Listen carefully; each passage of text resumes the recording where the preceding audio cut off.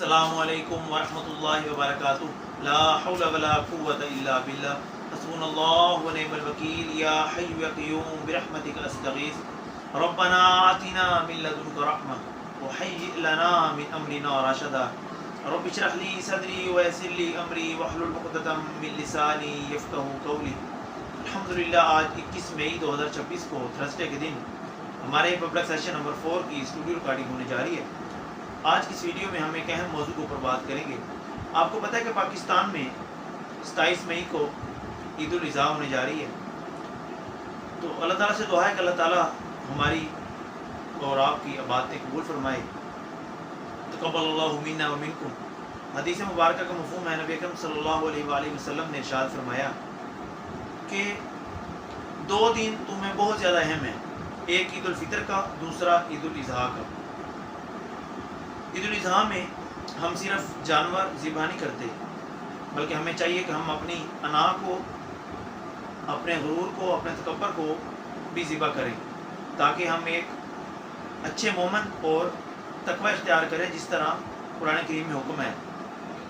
سورہ حج میں اللہ تعالیٰ فرماتے ہیں کہ اللہ تعالیٰ کے پاس نہ تو تمہارے جانوروں کا خون پہنچتا ہے اور نہ ہی گوشت۔ اگر اللہ کے پاس تمہاری کوئی چیز پہنچتی ہے تو تمہارا تقوی پہنچتا ہے کہ تم کس قدر پرہیزگار ہو۔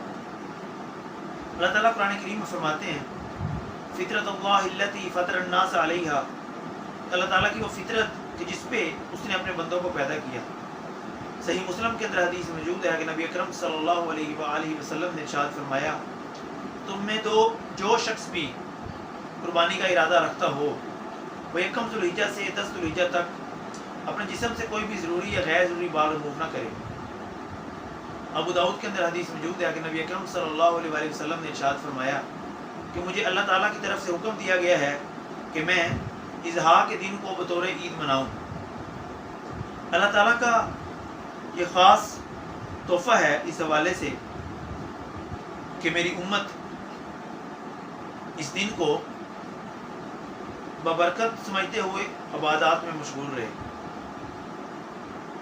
اسی دوران ایک صحابہ کرام آئے، انہوں نے ارشاد فرمایا کہ یا رسول اللہ صلی اللہ علیہ وسلم کہ میرے پاس تو ایک دودھ دینے والا جانور موجود ہے، تو کیا میں اس کو اللہ کی راہ میں قربان کر دوں؟ آپ نے فرمایا نہیں، تم یہ کرنا کہ جب دوسرے لوگ قربانی کر رہے ہوں گے تو تم اپنے جسم سے غیر ضروری بال ریموو کر لینا، مونچھیں پست کر لینا، ناخن تراش لینا۔ اللہ تعالیٰ کے ہاں تمہیں کامل اور پوری قربانی کا ثواب ملے گا۔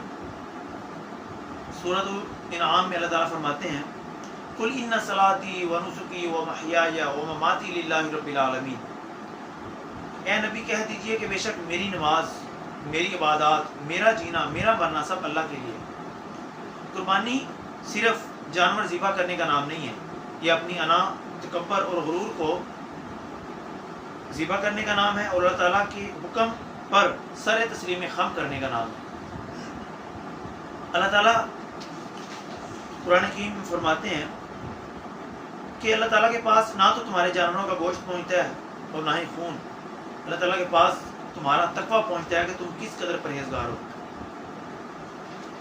صحیح بخاری کے اندر حدیث موجود ہے کہ نبی اکرم صلی اللہ علیہ وسلم نے ارشاد فرمایا کہ جس نے عید کی نماز سے پہلے قربانی کی اس نے اپنے لیے جانور قربان کیا، البتہ جس نے عید الاضحیٰ پڑھنے کے بعد قربانی کی اس نے اللہ کی راہ میں قربانی کی اور اس نے مسلمانوں کے طریقے کے اوپر عمل کیا۔ بہیمۃ الانعام کی کیٹیگری جو قرآن کریم میں آئی ہے اس میں اللہ تعالیٰ نے 4 جانوروں کا ذکر فرمایا ہے کہ وہ 4 جانور ہیں جن کو آپ اللہ کی راہ میں قربان کر سکتے ہیں۔ نمبر 1 بکرا یا بکری، نمبر 2 بھیڑ یا دمبا، نمبر 3 بیل یا گائے، نمبر 4 اونٹ یا اونٹنی۔ یہ 4 جانور ہیں۔ البتہ بات رہی بھینسے کی یا بھینس کی، وہ بھی محدثین کے نزدیک بہیمۃ الانعام کی کیٹیگری کے اندر فال کرتے ہیں۔ ایک کتاب لکھی گئی کتاب الاجماع، اس میں آلموسٹ 765 اجماعی قائد موجود ہیں، جس میں جب زکوٰۃ کی کیلکولیشن کی جاتی ہے تو محدثین بھینس کو بھی گائے کی کیٹیگری میں فال کرواتے ہیں۔ تو اس سے یہ ثابت ہوا کہ بھینس کی یا بھینسی کی بھی قربانی جائز ہے۔ جامع ترمذی کے اندر حدیث موجود ہے کہ نبی اکرم صلی اللہ علیہ وسلم نے فرمایا کہ 4 اس طرح کے عیب دار جانور ہیں جن کو آپ اللہ کی راہ میں قربان نہیں کر سکتے۔ ایسا اندھا جانور جس کا اندھا پن ہونا واضح ہو، ایسا کمزور جانور، لاغر جانور جس کا کمزور ہونا، لاغر ہونا واضح ہو، ایسا بیمار جانور جس کا بیمار ہونا واضح ہو، اور ایسا لنگڑا جانور جس کا لنگڑا پن ہونا واضح ہو۔ یعنی کہ یہ چیزیں دیکھ کے پھر ہم جانور کو پرچیز کریں گے۔ اگر آپ جانور کو پرچیز کر لیتے ہیں، اس کے بعد اس طرح کے معاملات ہو جاتے ہیں، تو پھر آپ اس کو اللہ کی راہ میں قربان کر سکتے ہیں۔ ابن ماجہ کے اندر حدیث موجود ہے، حضرت زید بن ارقم رضی اللہ تعالیٰ عنہ فرماتے ہیں کہ میں نے رسول اللہ صلی اللہ علیہ وسلم سے پوچھا کہ اللہ کے محبوب صلی اللہ علیہ وآلہ وسلم، یہ قربانیاں کیا ہیں؟ آپ نے فرمایا کہ تمہارے باپ ابراہیم کی سنت۔ اس پہ حضرت زید بن ارقم نے کہا یا رسول اللہ صلی اللہ علیہ وسلم، اس میں ہمارے لیے کیا ہے؟ تو آپ نے فرمایا کہ ہر بال کے بدلے نیکی۔ المستدرک للحاکم کے اندر حدیث موجود ہے، ہماری ماں سیدہ عائشہ سلام اللہ علیہا فرماتی ہے کہ رسول اللہ صلی اللہ علیہ وسلم فرمایا کہ قربانی کا دن اللہ تعالیٰ کے ہاں بہت ہی زیادہ محبوب دن ہے۔ اس دن کو جو جانور نہر کیا جائے گا وہ قیامت والے دن اپنے کھروں، سینگوں اور اپنے خون کے ساتھ اللہ تعالیٰ کی بارگاہ میں آئے گا، اور یقیناً اس کی قربانی قبول ہوگی۔ باقی رہا دوسرے جانوروں کا معاملہ کہ کون سے جانور ایج کے حساب سے ان کی قربانی جائز ہے۔